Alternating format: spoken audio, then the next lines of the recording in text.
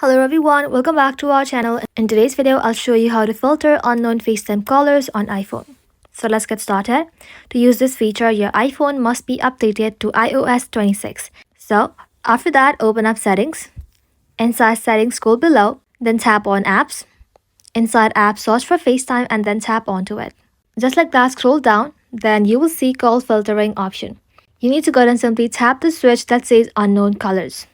This automatically filters FaceTime calls and voicemail from number you don't recognize. Those calls will now go into your unknown callers list. To see filtered calls, simply open up your FaceTime, tap on this menu icon, then tap on unknown callers.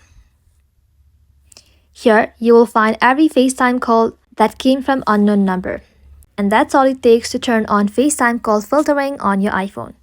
Thank you all for watching. If this video was helpful, leave a like and sub, and I'll see you in the next one.